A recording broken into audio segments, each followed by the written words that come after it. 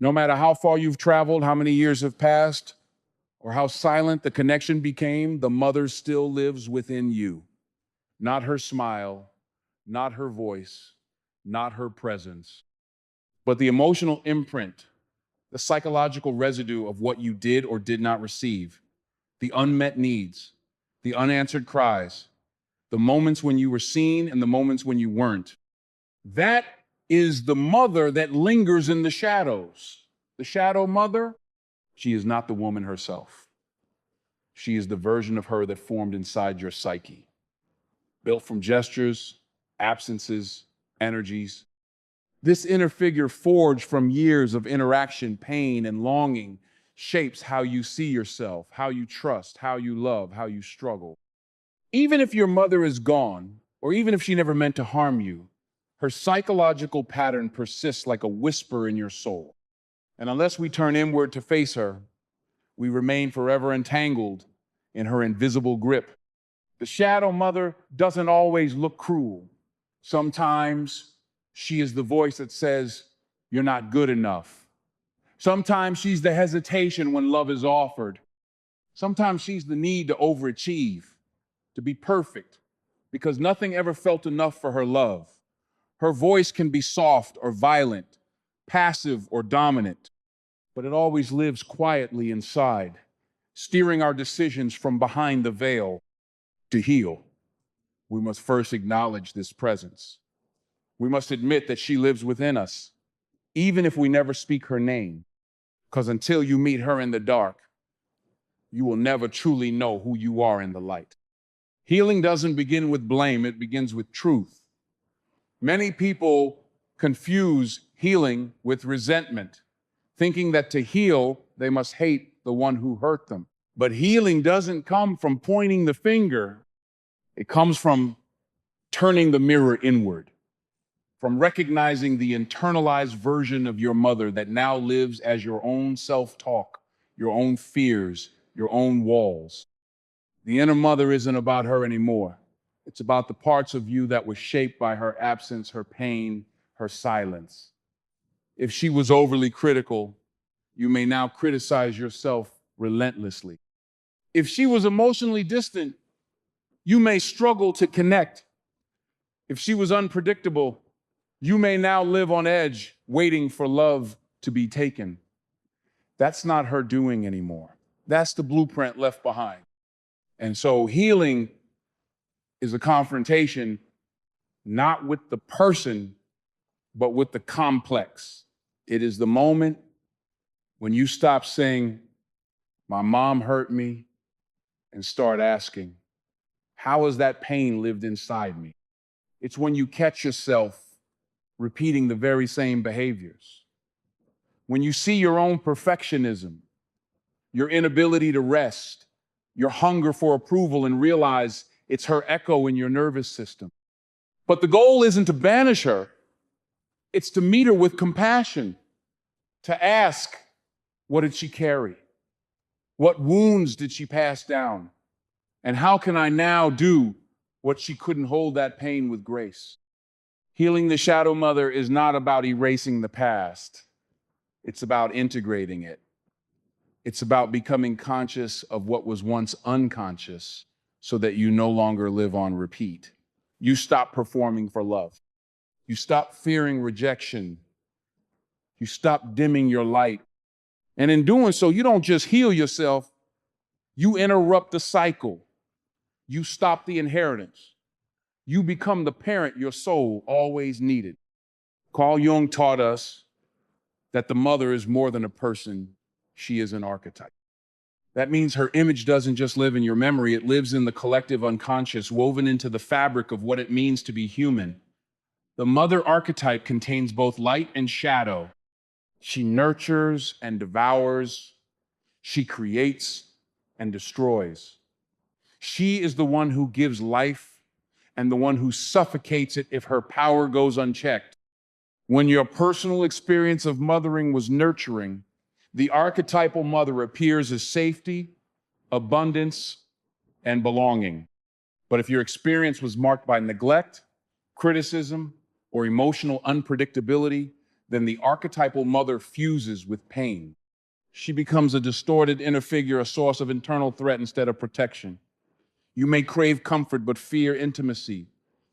You may long to be seen but hide your true self. This is why the wound isn't just about your mother. It's about what she represents. She becomes the lens through which you relate to the world, to God, to yourself.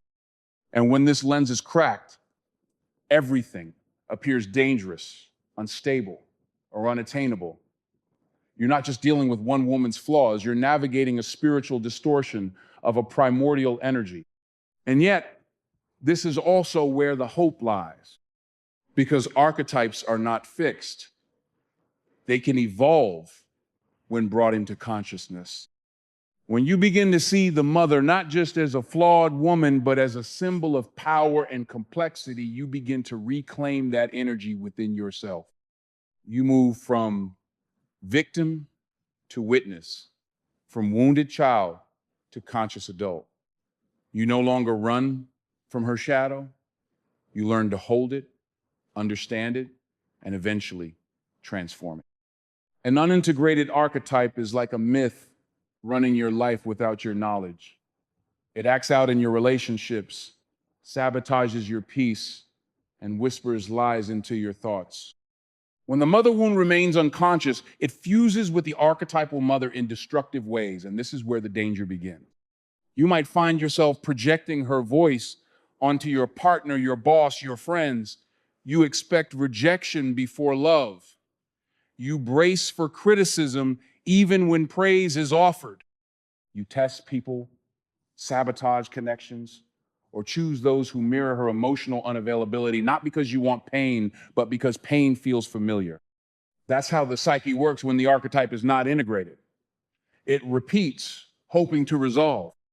This leads to cycles, toxic patterns that echo your childhood, played out again and again in adult form.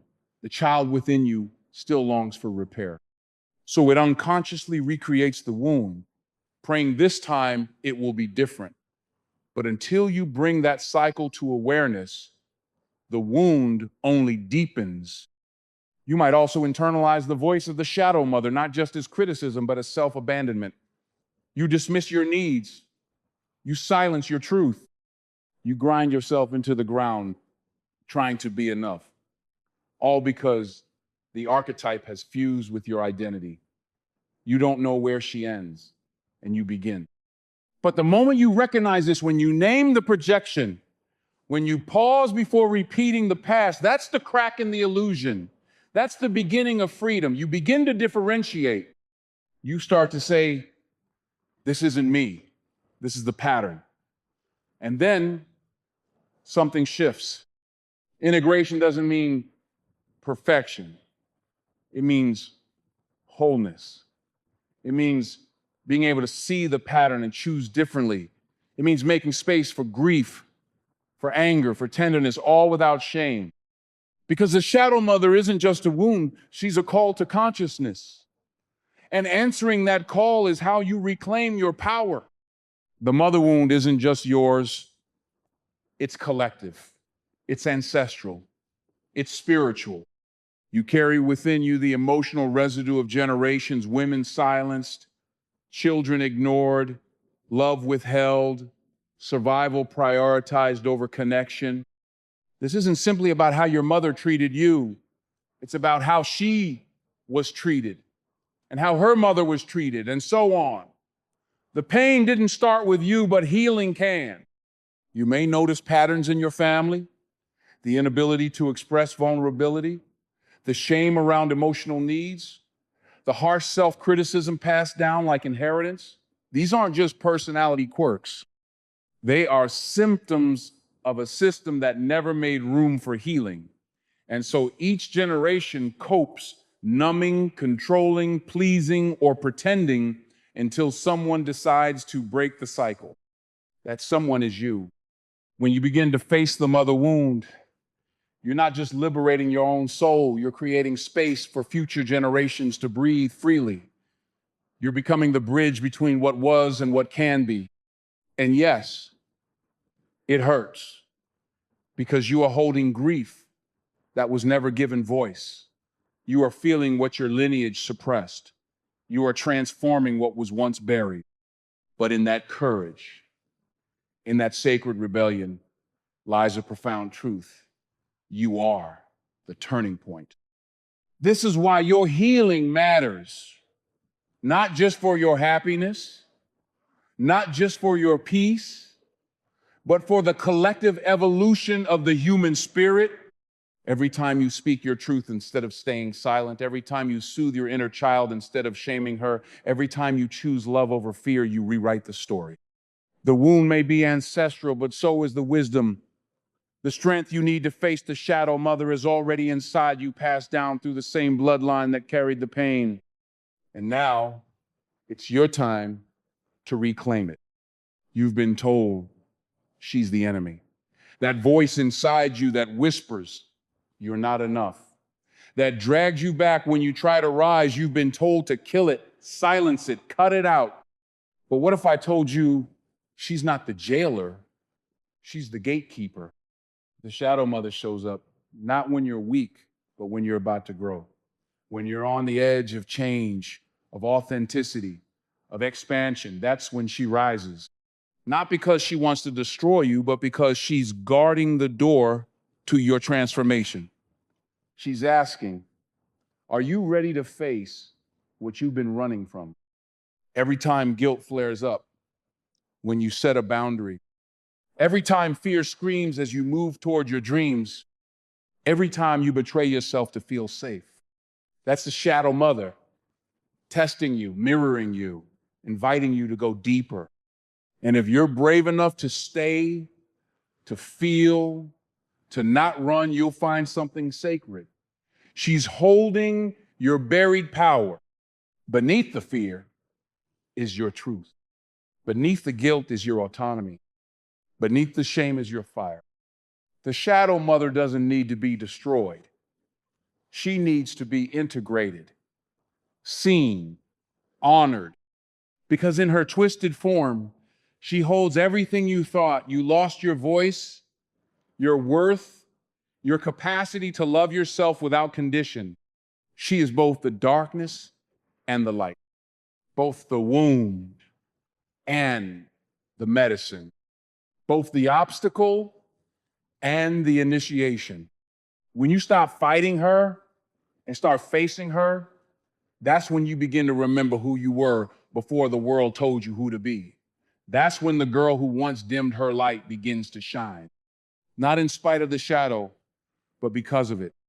Even when she's gone, the voice of that mother, the one who shaped you in silence, still echoes deep inside you. It's not just a memory, it's a force. It can wrap itself around your mind like chains, whispering doubts, fueling perfectionism, and drowning out the sound of your true self. That voice isn't yours, but it's wearing your face. It's the programming passed down, the lessons learned without words, the wounds that never got the light of day. You see, too often we don't realize how much of our choices, our fears, our limitations are inherited from her.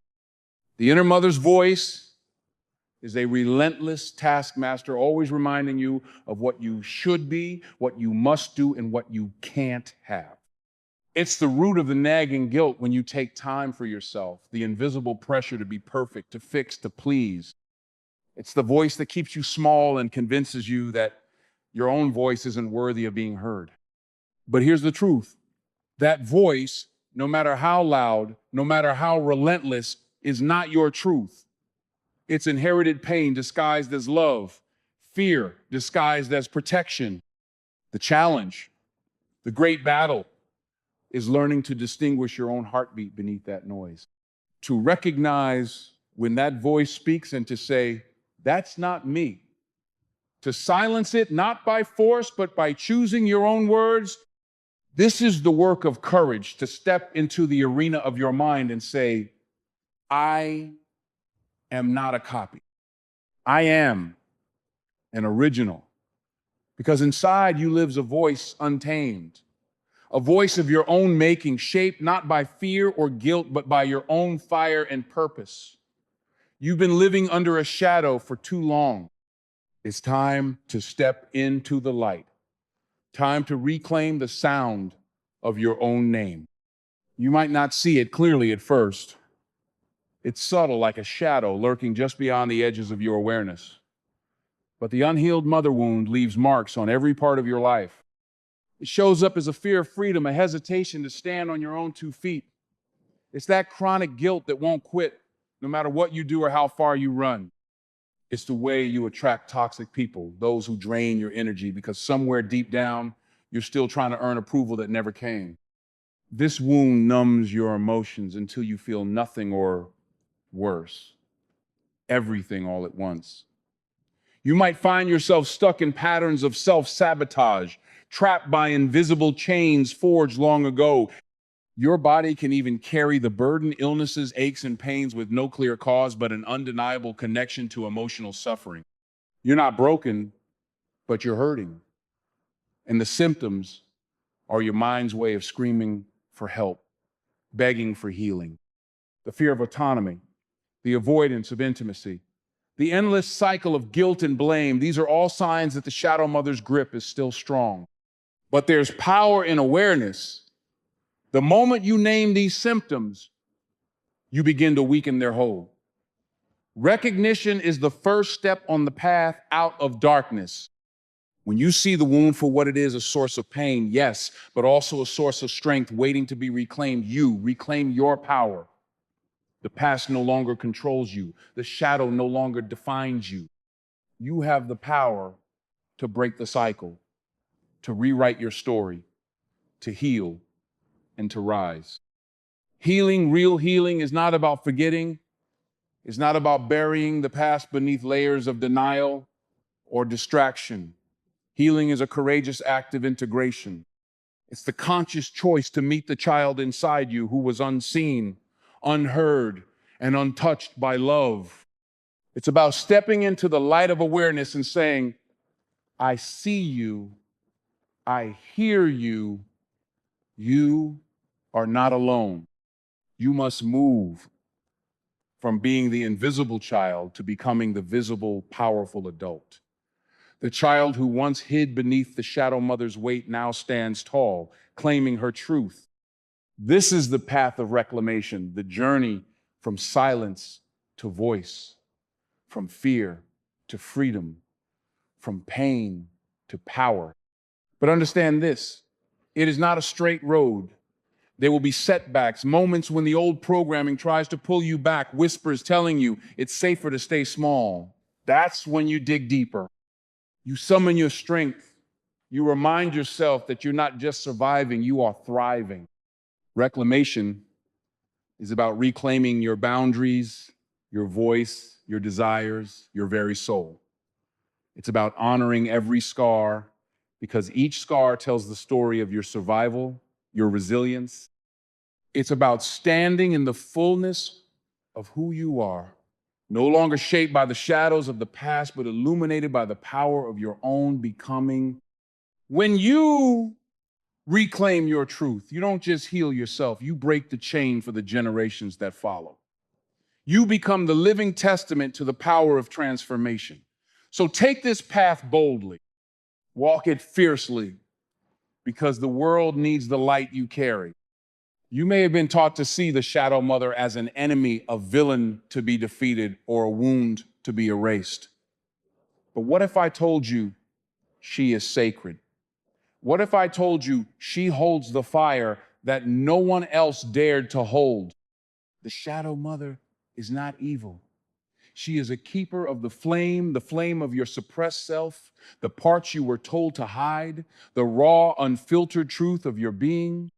She's a guardian of your shadow, the fierce protector who reminds you there is more beneath the surface.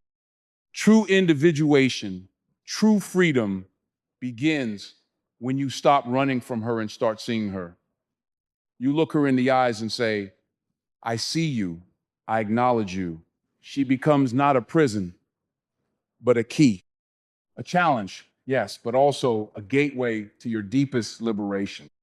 The shadow mother teaches you where you have been broken but also where you can be made whole. She forces you to confront the parts of yourself that you pushed down, locked away, or denied. She pushes you to wrestle with your fear, your anger, your grief, because inside that struggle lies the birth of your authentic self. So don't fear the shadow mother. Embrace her. Thank her for her fierce presence, because she holds the fire that will light your way out of the darkness. She is the guardian of your transformation, the sacred gatekeeper of your freedom.